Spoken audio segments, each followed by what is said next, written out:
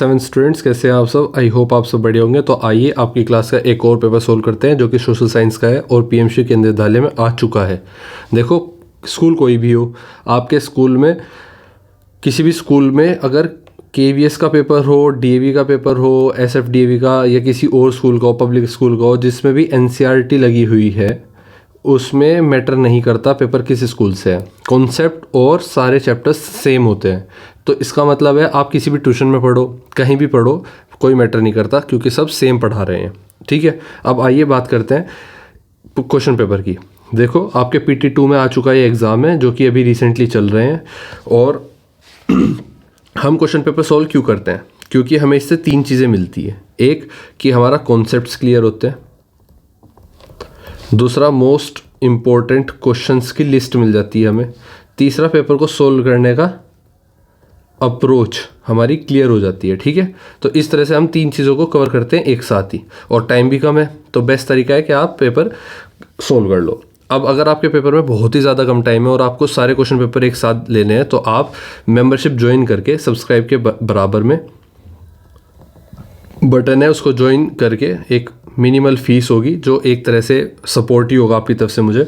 तो ज्वाइन करने के बाद आपको आपकी क्लास के सभी सब्जेक्ट्स के PDF और उसके सॉल्यूशन एक साथ मिल जाएंगे। ठीक है, अब मेन चीज़ पर आते हैं, क्वेश्चन पेपर पर बिना टाइम वेस्ट किए। जनरल स्टडीज़, जनरल इंस्ट्रक्शंस आपको दिए गए हैं 1 से लेकर 6 तक, कितने क्वेश्चन कितने नंबर का है। इसको छोड़ते हुए हम क्वेश्चन नंबर 1 पर आते हैं। क्वेश्चन नंबर 1 कहता है, what is the main reason for Mumbai experiencing mild temperature compare to Nagpur. देखो, मुंबई में क्यों माइल्ड टेम्परेचर रहता है कंपेयर करें अगर नागपुर के, तो नागपुर में माइल्ड टेम्परेचर नहीं होता। यो किस वजह से? क्योंकि मुंबई किसके पास है? मुंबई समुद्र के पास है। किसके पास है? सी के पास है। तो ए है कि हाई एल्टीट्यूड पर है, नहीं, हाई एल्टीट्यूड पर नहीं है। बी है क्लोजर टू हिमालय, नहीं, क्लोजर टू हिमालय नहीं है। देखो, मुंबई नीचे की तरफ है, यहाँ पर मुंबई है, और हिमालय ऊपर की तरफ है, दिल्ली के पास है हिमालय। ठीक है, क्वेश्चन नंबर सी ऑप्शन कहता है प्रॉक्सिमिटी टू द सी और presence of dense forest. Dense forest भी नहीं है यहाँ पर, तो ऑप्शन सी बिल्कुल सही होगा आपका, प्रॉक्सिमिटी टू द सी। ठीक है, क्वेश्चन नंबर 2 पर आते हैं। 2 कहता है, in June the dash winds brings rain to India. तो जून में कौन सी विंड्स रेन ले आती है इंडिया के अंदर? तो साउथ वेस्ट मानसून विंड। ठीक है, सेकंड ऑप्शन ए कहता है south west monsoon, north west monsoon, B both A और बी, और D none of the above. तो देखो, ऑप्शन ए बिल्कुल सही होगा, साउथ वेस्ट मानसून आपका आंसर होगा, south west monsoon. Question number 3 पर आते हैं। What is Sangam literature mainly written in. देखो, संगम लिटरेचर किस चीज़ के अंदर लिखा है? संस्कृत भाषा में, प्राकृत में, तमिल में या पाली में? तो आपको पता होना चाहिए संगम लिटरेचर तमिल में लिखा हुआ है। ऑप्शन सी बिल्कुल सही है, तमिल। क्वेश्चन नंबर 4 पर आते हैं। Madurai was the capital of which kingdom. तो मदुराई किस किंगडम का कैपिटल था, किस राज्य की राजधानी थी Madurai? Option A Chola kingdom, Pandya kingdom, Chera kingdom या कुषाण किंगडम। तो आपको पता होना चाहिए, ऑप्शन बी बिल्कुल सही है, पांड्या किंगडम। क्वेश्चन नंबर 5 पर आते हैं। असर्शन ए और रीज़न आर आपके सामने। असर्शन का मतलब आपको एक स्टेटमेंट दे दिया गया है, रीज़न का मतलब आपको बताना है क्या उसका रीज़न सही है। तो पहले स्टेटमेंट देखते हैं सही है या गलत है। तो the barter system became inefficient for large scale trade. तो जो बार्टर सिस्टम था वो लार्ज स्केल ट्रेड के लिए इनएफिशिएंट हो गया था। ये बिल्कुल सही बात है, ऑप्शन ए बिल्कुल ट्रू है। देखो, बार्टर सिस्टम तभी काम करता है जब छोटी चीज़ के बदले छोटी चीज़ ले ली जाती हो, लेकिन बड़े लार्ज स्केल ट्रेड के लिए बार्टर सिस्टम काम नहीं करता। रीज़न क्या है इसके पीछे? It required a double coincidence of wants for every transaction. बिल्कुल सही बात है, ये भी ट्रू है। ट्रू तो है दोनों। क्या आर सही एक्सप्लेनेशन है ए की? जी हाँ, R is correct explanation of A. तो ऑप्शन ए बिल्कुल सही होगा आपका। क्वेश्चन नंबर 6 पर आते हैं। क्वेश्चन नंबर 6 कहता है, यूपीआई जो कि आपकी यूनिफाइड पेमेंट्स इंटरफेस है वॉज लॉन्च्ड इन। यूपीआई कब लॉन्च हुआ था? तो 2000, देखो 2000 में, 1991 में, 2016 में या 20 में? तो आपको पता होना चाहिए 2016 में ये लॉन्च हुआ था यूपीआई। क्वेश्चन नंबर 7 पर आते हैं, which of the following is a certification for food safety. तो आपको पता ही है फूड सेफ्टी सर्टिफिकेशन आपका FSSAI करके, ऑप्शन सी बिल्कुल सही है, FSSAI। क्वेश्चन नंबर 8 कहता है असर्शन और रीजन, फिर से एक क्वेश्चन है, retailers sell goods in small quantities. Goods का मतलब होता है कि कोई भी चीज़, ठीक है, कोई भी चीज़। तो retailers sell goods in small quantities, सही बात है। रिटेलर्स क्या गुड्स को स्मॉल क्वांटिटीज़ में सेल करते हैं? जी हाँ, retailers sell goods in small quantities. Reason क्या है? Retailers deal directly with final consumers. तो रिटेलर्स की डील जो होती है फाइनल कंज्यूमर के साथ होती है। जैसे आपने बिस्कुट का पैकेट लिया, तो आपने 1 लिया, 2 लिया, 10 लिया, 50 लिए, यही तो लेते हो आप। तो हम हो गए कंज्यूमर। अब कंज्यूमर ने एक साथ 1000 ऑर्डर्स तो दिए नहीं है कि 1000 बिस्कुट का ऑर्डर दे दिया, इसलिए हम कहते हैं रिटेलर्स डील करता है डायरेक्टली विद कंज्यूमर्स। तो ऑप्शन ए सही है और आर इसकी करेक्ट एक्सप्लेनेशन है, deals directly with consumers. Option A बिल्कुल सही होगा।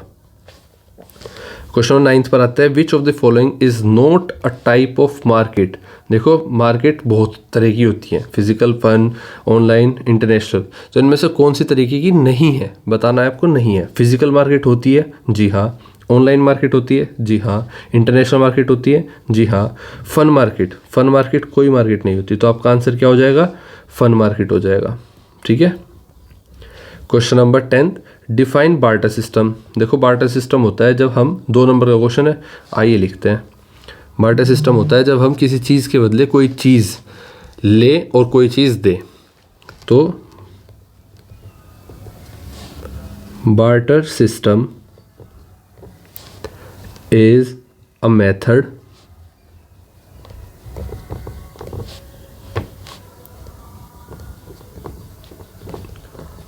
of exchange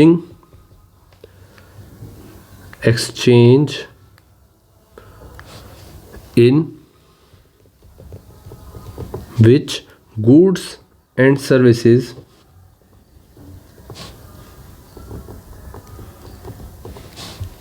are directly exchanged for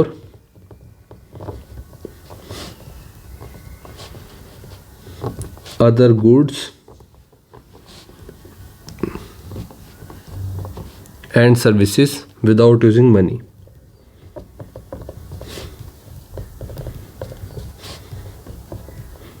इसको एक बार डीपली समझते हैं। मान लो आप हो ये, और ये आपकी दोस्त। तो आप हो किट्टू और आपकी दोस्त है किट्टी। तो किट्टू और किट्टी दोनों एक ही क्लास में है। अब किट्टू को ज़रूरत है पेन की, अब किट्टू पेन मांगने के लिए किट्टी के पास जाता है।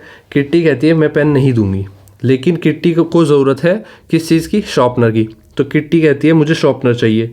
तो किट्टू कहता है मैं शॉर्पनर दे दूंगा, तू मुझे पेन दे दे। तो पेन के बदले शॉर्पनर, लेन देन हो गया। तो ये सिस्टम क्या कहलाया? इसने पेन खरीद लिया शॉर्पनर के बदले, और किट्टी ने शॉर्पनर खरीद लिया पेन के बदले, और किट्टू ने शॉर्पनर। देखो बेसिकली हुआ क्या, मैं थोड़ा फंबल कर गया। किट्टू को पेन चाहिए जो कि किट्टी के पास है, और किट्टी को शॉर्पनर चाहिए जो कि किट्टू के पास है। तो किट्टी ने शॉर्पनर खरीद लिया किसके बदले? पेन के बदले, और किट्टू ने पेन खरीद लिया किसके बदले? शॉर्पनर के बदले। तो अब हुआ क्या, यहाँ पर पैसों का लेन देन हुआ, मनी का ट्रांजैक्शन हुआ? नहीं, बल्कि क्या सिस्टम लगा? Barter system. अब इस सिस्टम की प्रॉब्लम्स क्या आती हैं कि अगर किट्टू के पास शॉर्पनर नहीं, रबर होती तो किट्टू क्या ये पेन खरीद पाता? नहीं। तो ये प्रॉब्लम आ जाती कि बार्टर सिस्टम में आपके पास वही सामान होना चाहिए जो सामने वाले को चाहिए, और उसके पास वो सामान होना चाहिए जो आपको चाहिए, तभी बार्टर सिस्टम काम करता है। ये बार्टर सिस्टम था। इसके बाद क्वेश्चन नंबर 11 पर आते हैं। 10th हमारा हो गया। 11th कहता है give 2 features of Sangam literature. 2 feature देने हैं आपको संगम लिटरेचर के, आइए देते हैं।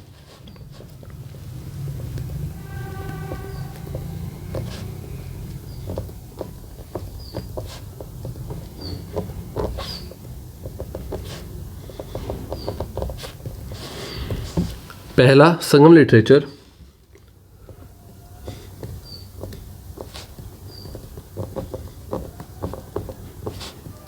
is mainly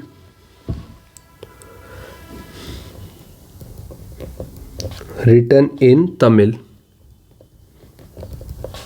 and is a major source of information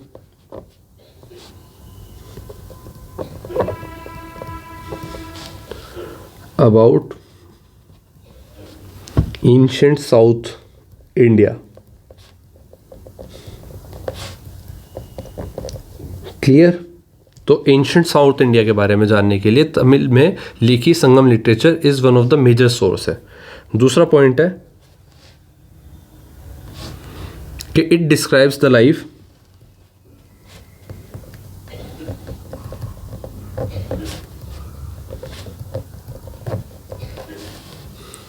society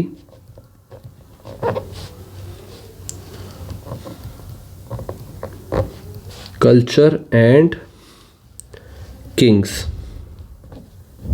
जैसे कि लाइक चेरा,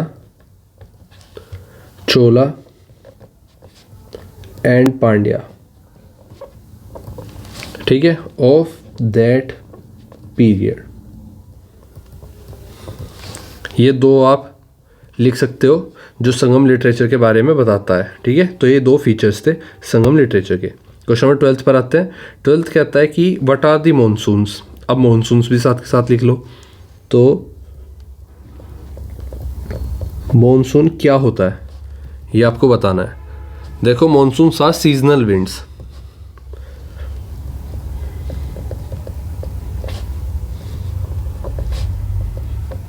कैसी विंड्स हैं? सीजनल। सीजन में एक बार चलती है जब इनका सीजन आता है। Winds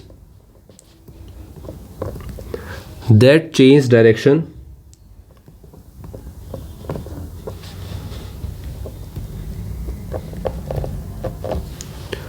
at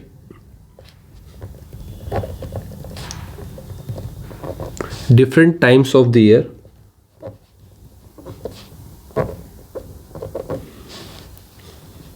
due to what? Due to differences in heating and cooling between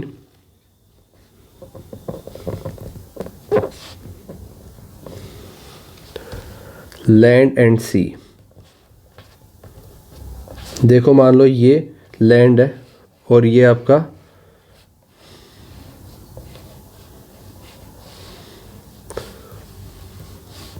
इस तरफ सी है। अब आपने देखा कि यहाँ पर जो इफ़ेक्ट पैदा होगा ना, आपका जो इफ़ेक्ट पैदा होगा यहाँ पर,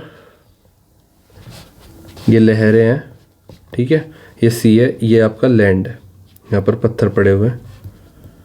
तो इसमें जो गर्म ठंडी हवाओं का डिफरेंस आता है, उसकी वजह से हवाओं का डायरेक्शन चेंज होता है। तो monsoons are seasonal winds that change direction of at different times of the year. अलग अलग साल के अलग अलग समय पर हवा का जो डायरेक्शन चेंज होती है और क्रिएट करती है ठंडे और गर्म हवाओं में, लैंड और सी के बीच में, तो ये चलती है, ठीक है। These winds bring seasonal rainfall. तो these winds bring seasonal rainfall, और ये सीजनल रेनफॉल भी लाती है अपने साथ में, स्पेशली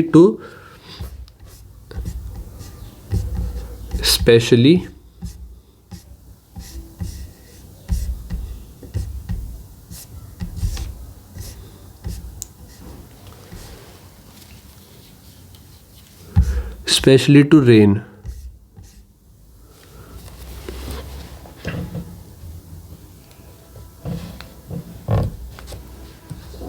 नेक्स्ट क्वेश्चन तरफ बढ़ते हैं। क्वेश्चन नंबर 13 हमारा 12th हमारा हो गया। 13 की तरफ आते हैं। शॉर्ट आंसर टाइप क्वेश्चन आपके सामने, हर क्वेश्चन 3 नंबर का होगा। क्वेश्चन नंबर 13 कहता है which is your favourite season, give reason, ठीक है। और आप ये मैच दी फॉलोइंग वाला क्वेश्चन करेंगे, कोई एक करेंगे। आइए हम दोनों करते हैं। तो आपको फेवरेट सीजन बताना है और रीज़न देना है।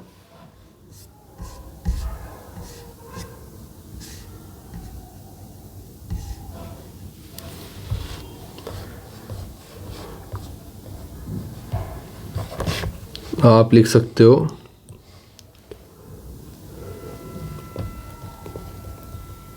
My favourite season is the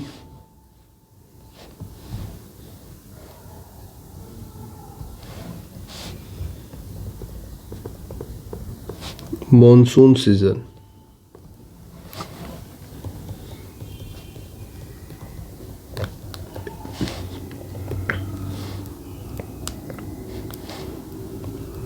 It brings much needed rainfall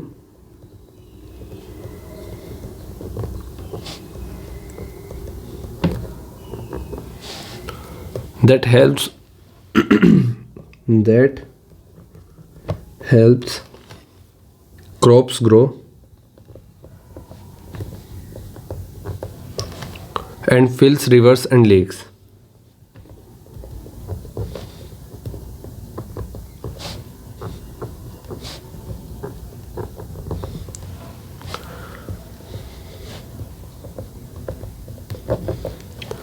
The weather become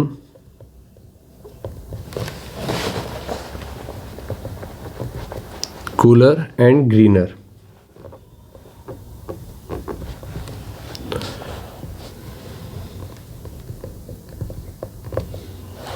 Making the surroundings fresh.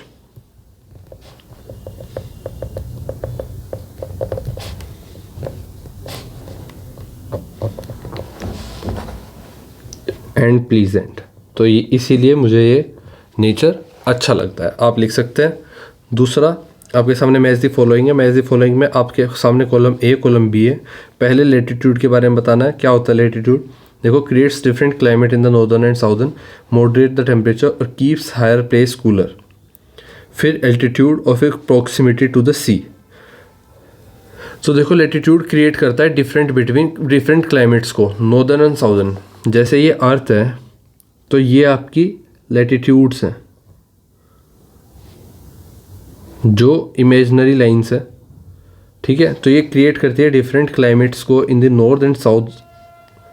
Option first का फर्स्ट हो गया, ठीक है। सेकंड एल्टीट्यूड, और सेकंड हमारा एल्टीट्यूड। एल्टीट्यूड में basically keeps higher place cooler. Altitude का मतलब है जितना हाई एल्टीट्यूड होगा वो प्लेस उतना ज़्यादा कूलर होगा। तो सेकंड का थर्ड हो गया ऑप्शन, और थर्ड का सेकंड हो गया, ऑब्वियस हो गया। ये प्रॉक्सिमिटी टू द सी होता है, मॉडरेट करता है टेम्परेचर को, ठीक है। क्वेश्चन नंबर 14 पर आते हैं। Why is the period that followed the Maurya empire sometimes called the age of reorganisation? तो क्यों उस पीरियड को एज ऑफ रीऑर्गेनाइजेशन कहा जाता है जो मौर्य एम्पायर के टाइम था? तो मौर्य एम्पायर के टाइम को time of age of reorganisation इसलिए कहा जाता है क्योंकि उस टाइम पर हर चीज़ दोबारा से रीऑर्गेनाइज की गई थी अच्छे तरीके से। अब इसको देखते कैसे। देखो, द पीरियड ऑफ, पहले पूरा लिख लेता हूँ मैं इसको। बेसिकली आपने देखा कि जो आपसे क्वेश्चन में पूछा गया था कि मौर्य एम्पायर के बाद किस तरह से, मौर्य एम्पायर के बाद वाले पीरियड को, मौर्य एम्पायर के बाद वाले पीरियड को क्यों एरा ऑफ रीऑर्गेनाइजेशन कहा जाता है?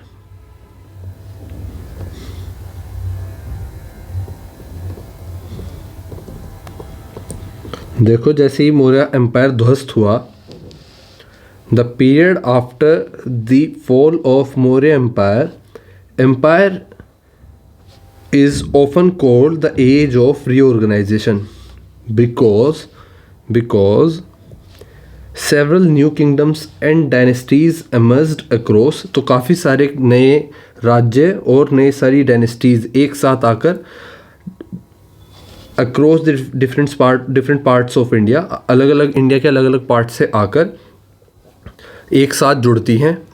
These included the Shungas in the north, Satavahanas in the Deccan and the Kharavas in the Chedi dynasty in Kalinga. ये सब भी इनमें शामिल होती हैं। फिर आप देखते हो, these rulers revived local traditions. ये जो रूलर्स थे ये बचाते हैं और आगे बढ़ाते हैं एक साथ जो पुराने ट्रेडिशनल कल्चर थे, ट्रेडिशन थे, उनको एकदम से रिवाइव करते हैं। ठीक है, तो rulers revived local traditions, reorganise administrative system.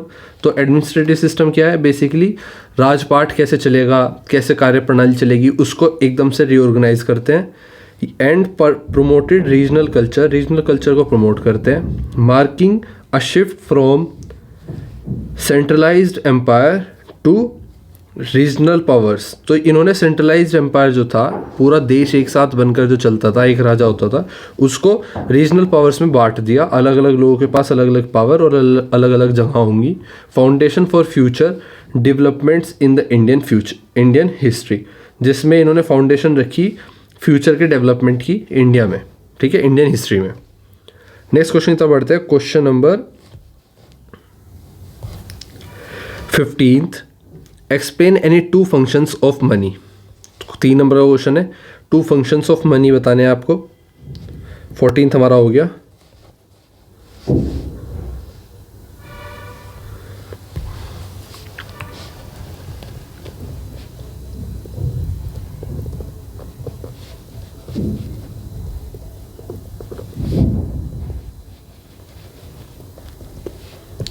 तो देखो, 2 फंक्शन क्या है मनी के, ये समझते हैं। मनी के 2 फंक्शंस में आते हैं मीडियम ऑफ एक्सचेंज,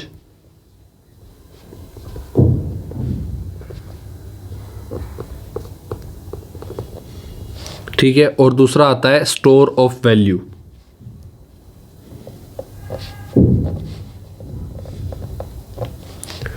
ठीक है, तो आइए लिखते हैं। मीडियम ऑफ एक्सचेंज के नाम पर money is used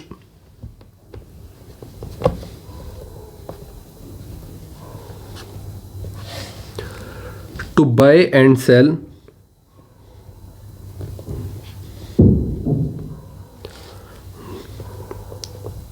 goods and services, कोई भी चीज या कोई भी सेवा, मेकिंग ट्रेड इजियर। एग्जाम्पल के तौर पर लिखें, your parents use money to pay the shopkeeper for groceries, to pay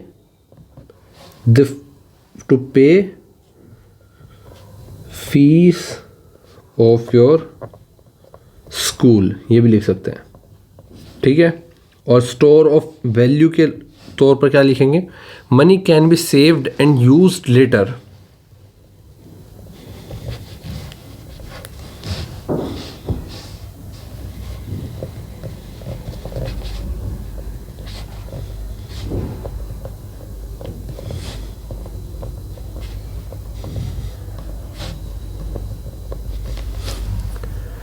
Money can be saved and used later because it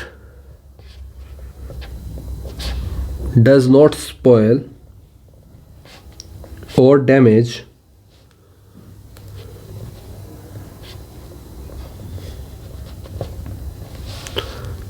damaged like goods use in barter.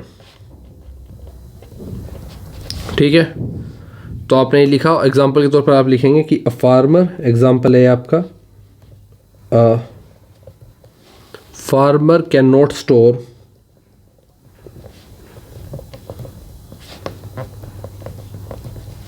wheat for long as it may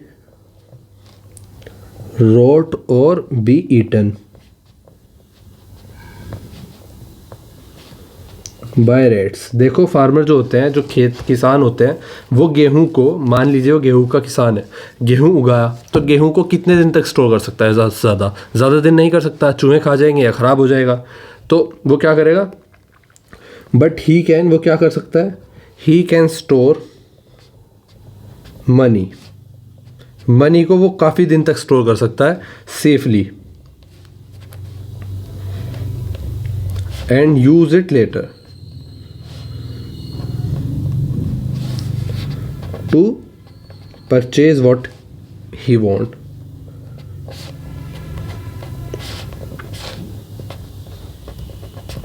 ठीक है, next question पर चलते हैं। Question number 16। 15 हमारा हो गया। 16 देखते हैं। What is the role of markets in people's lives? लोगों की ज़िंदगी में मार्केट का क्या रोल है? और what role does the government play in markets? और मार्केट में गवर्नमेंट का रोल क्या प्ले होता है? आइए दोनों रोल को देखते हैं।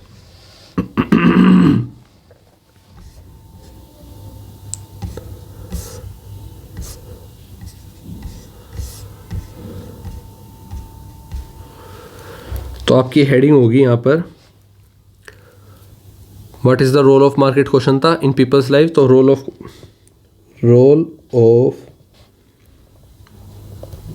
Market in people's life.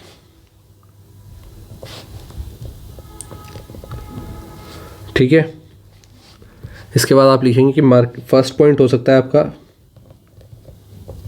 Markets connect problems, connect producers and connects producers and consumers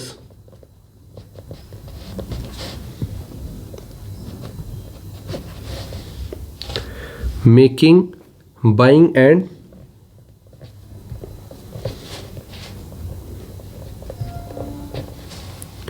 selling of goods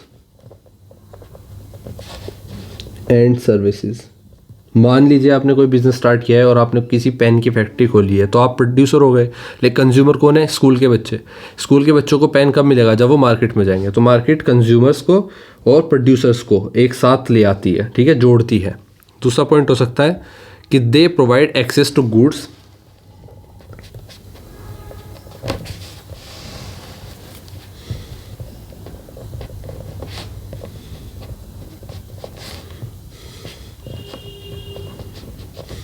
access to goods and services that people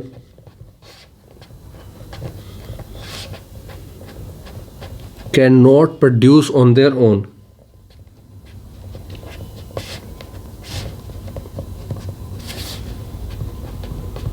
ठीक है, ठीक है। तो ये प्रोवाइड करते हैं गुड्स और सर्विसेज का एक्सेस उन बंदों के लिए जो लोग वो प्रोड्यूस नहीं करते, वो चीज़ें प्रोड्यूस नहीं करते। तो उन्हें ख़रीदने के लिए उन्हें क्या जगह चाहिए? मार्केट चाहिए, जिससे कि वो ख़रीद सके। ठीक है, नेक्स्ट पॉइंट हो सकता है, क्योंकि 5 नंबर का क्वेश्चन है, एटलीस्ट 5 पॉइंट्स तो हम लिखेंगे ही। ठीक है, पॉइंट 3 मार्केट्स क्रिएट एम्प्लॉयमेंट। अब मार्केट बनेगी, उसमें दुकान खुलेगी, कुछ सामान बिकेगा, तो लोग भी रखे जाएंगे। तो क्या क्रिएट होगा? एम्प्लॉयमेंट, लोगों को नौकरी पे रखा जाएगा। और and income for farmers, traders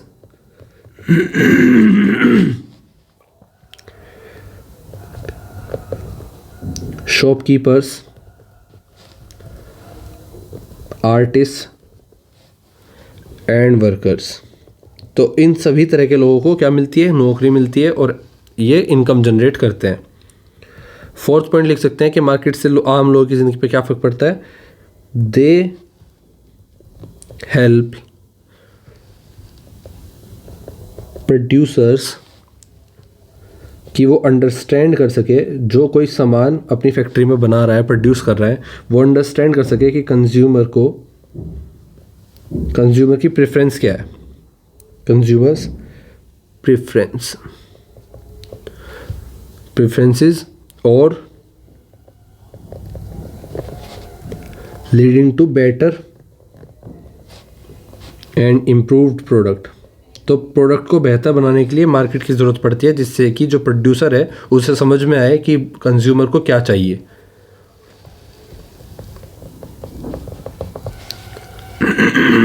और fifth point, markets also has social and cultural importance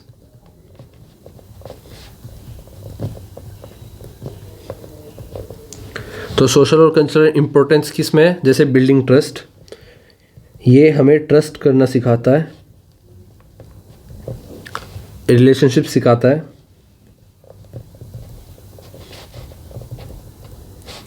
and community interaction सिखाता है।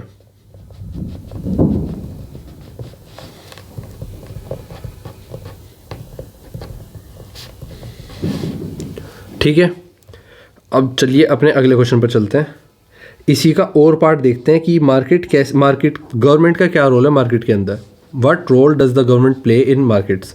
तो मार्केट्स में गवर्नमेंट क्या रोल प्ले करती है, आइए देखते हैं। आपकी हेडिंग हो जाएगी कि role of government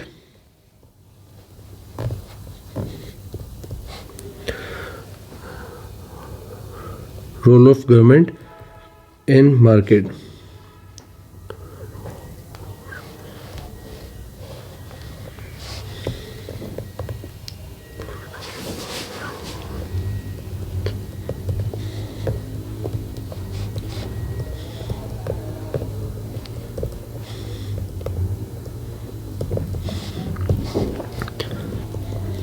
first point हो सकता है आपका कि the government controls prices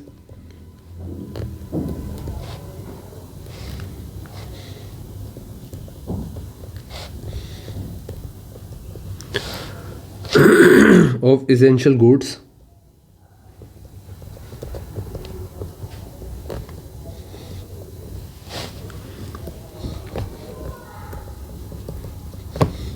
by fixing maximum prices for items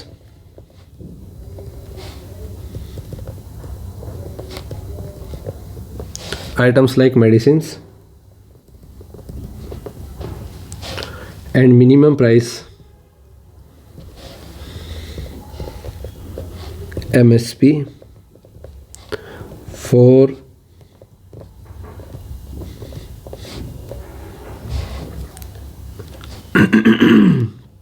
agricultural, sorry यार गला ख़राब है थोड़ा, ठंड काफ़ी चल रही है नॉर्थ इंडिया में। आप कहाँ से हैं कमेंट्स में बताओ, और फिर देखते हैं कि ठंड का कंपैरिजन करके कि आपके यहाँ कैसा मौसम है, बता सकते हो आप मुझे। और कमेंट में भैया कहा करो यार, सर मत कहा करो please. To protect both consumers and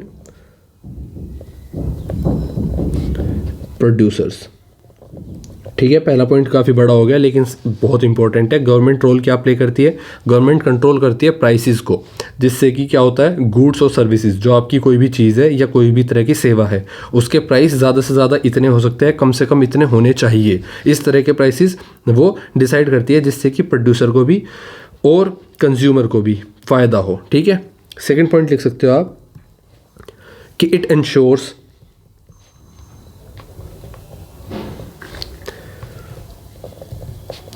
fair wages by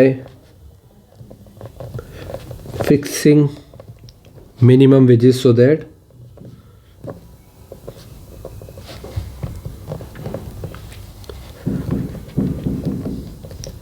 workers not exploited by employers। देखो, जो वर्कर होते हैं उनका बहुत बुरा हाल हो जाता है जब उनसे काम करा लिया जाता है और उनकी जो मजदूरी होती है वो कम दी जाती है। लेकिन अगर गवर्नमेंट प्राइस फिक्स कर दे तो गवर्नमेंट को जो वर्कर्स होते हैं उनको हेल्प मिल जाती है और उनका एक्सप्लॉयटेशन नहीं होता। ठीक है, थर्ड पॉइंट देखते हैं। थर्ड पॉइंट हो सकता है कि द गवर्नमेंट मेंटेन करती है क्वालिटी एंड सेफ्टी स्टैंडर्ड्स को। The government maintains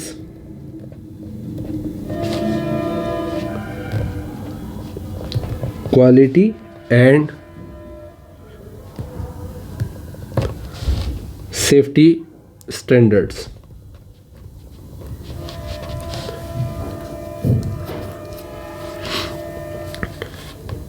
by regulating। कैसे करती है? और ये safety standards maintain regulating production को रेगुलेट करके, टेस्टिंग करके, गुड्स टेस्टिंग किसकी? Goods like medicines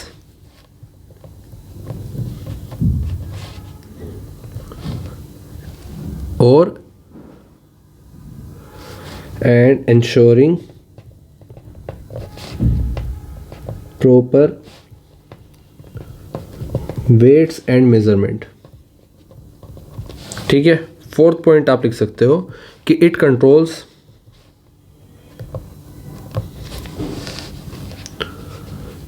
negative effect of markets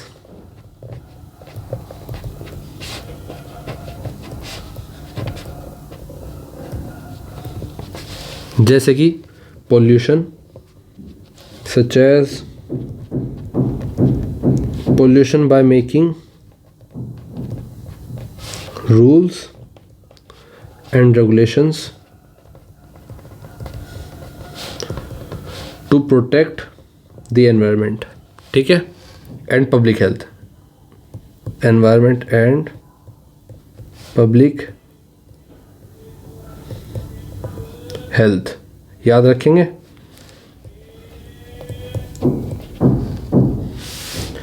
और last but not least fifth point आप लिख सकते हो कि द गवर्नमेंट प्रोवाइड्स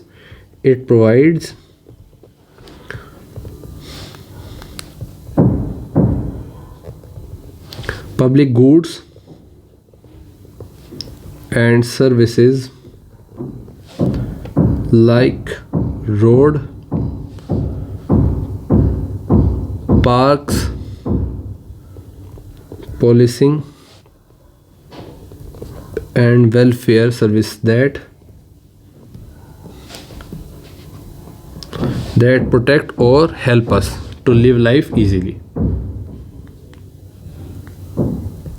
ठीक है, फिफ्थ पॉइंट जो कि था कि प्रोवाइड करता है पब्लिक गुड्स एंड सर्विसेज जैसे कि रोड्स, पार्क्स और पॉलिसिंग एंड वेलफेयर सर्विसेज। ठीक है, अब सेक्शन सी की तरफ आते हैं जिसमें आपका केस बेस्ड क्वेश्चंस आपके सामने। क्वेश्चन 17 आपके सामने कहता है कि identify the natural disaster shown in the picture. तो जो आपको पिक्चर में ये घुमावदार आकृति दिख रही है पानी के अंदर, इस डिज़ास्टर को क्या कहते हैं? तो आइडेंटिफाई करो इसको। इसका नाम है साइक्लोन। क्या? ये पानी में घूमता हुआ बवंडर आता है, इसको क्या बोलते हैं हम? साइक्लोन।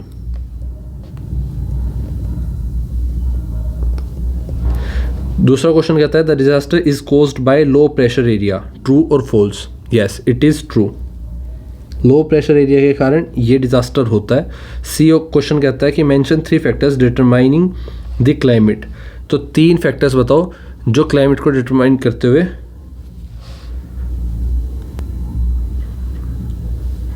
दिखाते हो। Latitude, altitude and proximity to the sea, ये इंपॉर्टेंट रोल प्ले करते हैं इसमें। तो आप आंसर लिखेंगे यहाँ पर 17th का सी,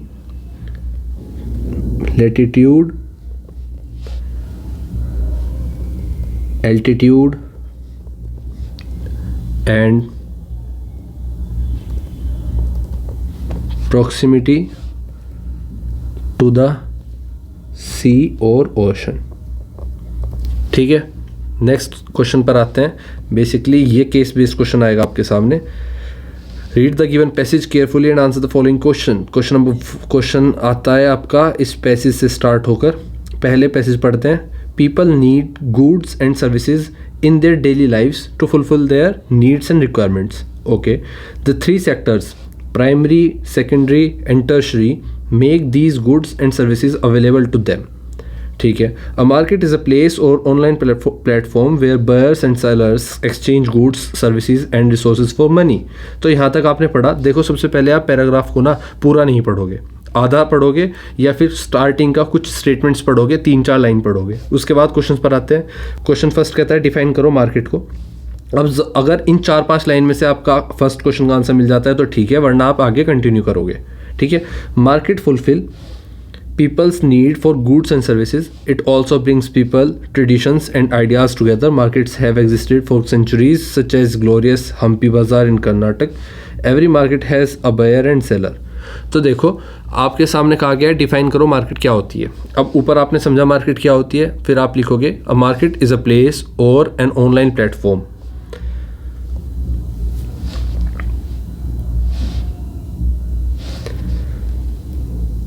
17 हो गया, 18 का ए आ गया आपका।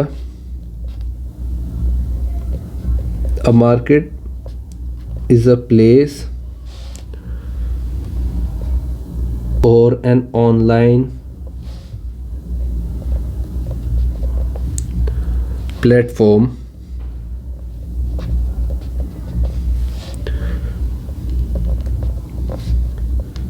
where buyers and sellers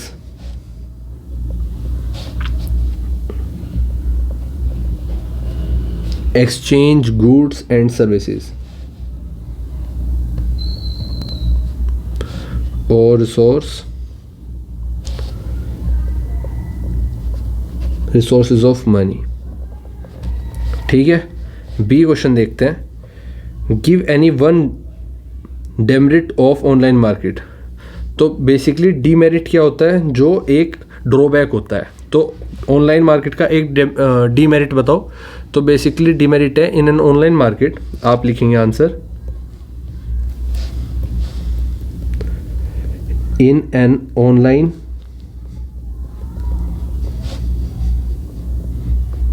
market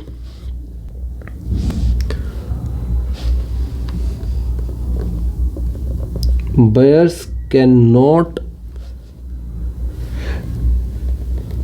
physically check the quality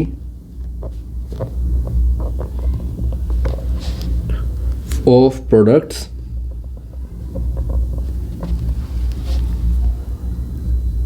before purchasing।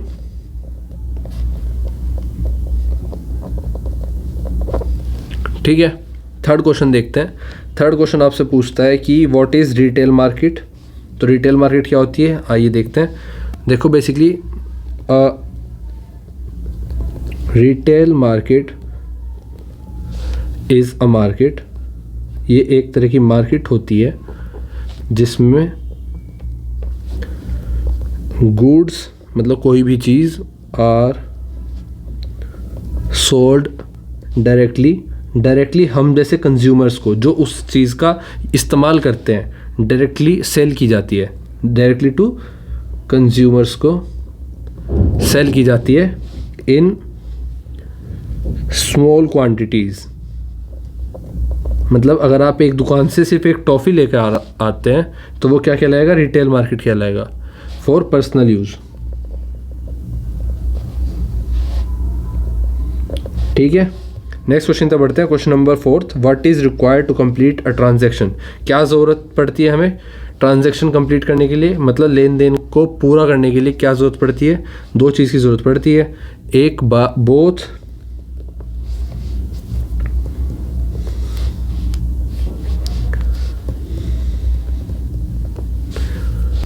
The buyer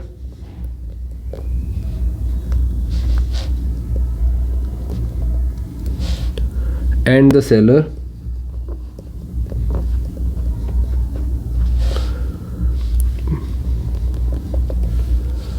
must agree on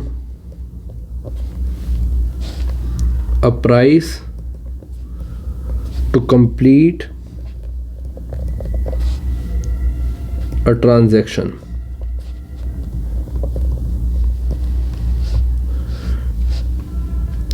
ठीक है, और इसके बाद last but not least question number आपका सेक्शन ई आ जाता है। मैप बेस्ड क्वेश्चन है आपके सामने। क्वेश्चन कहा गया है मार्क करो फॉलोइंग्स को मैप पर।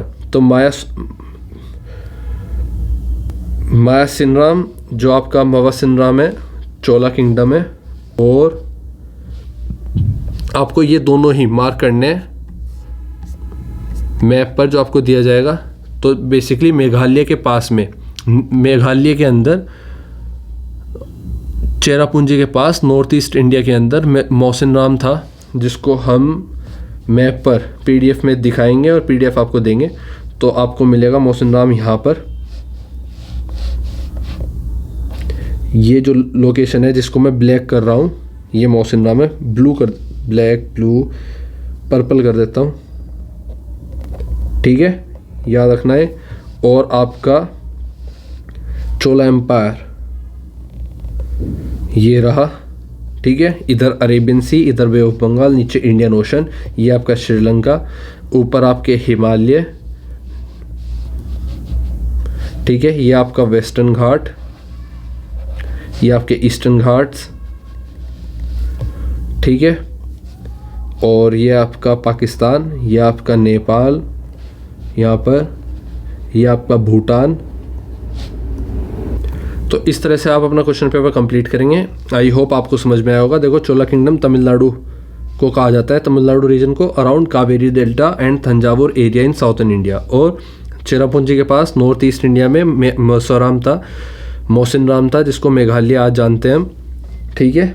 तो इसी के साथ अपना क्वेश्चन पेपर और अपनी PDF आप ले सकते हैं मेंबरशिप ज्वाइन करके। बाकी ज़रूरत नहीं पड़ेगी, अगर आप सिर्फ वीडियो देख लेते हो। ये आपके सारे आंसर रहे और ये आपका क्वेश्चन पेपर हमने सोल्व कर दिया। आई होप आप सबको हेल्प मिलेगी और आप अपने क्वेश्चन पेपर को प्रूफ पेपर में बहुत अच्छे तरीके से सोल्व करोगे और बेहतर नंबर लाओगे। मिलते हैं आपसे अगली वीडियो में आपके क्वेश्चन पेपर को सोल्व करते हुए। तब तक के लिए वीडियो को लाइक और चैनल को सब्सक्राइब कर दो अगर आप नए हो, और फैमिली को ज्वाइन कर लो। बाय बाय दोस्तों।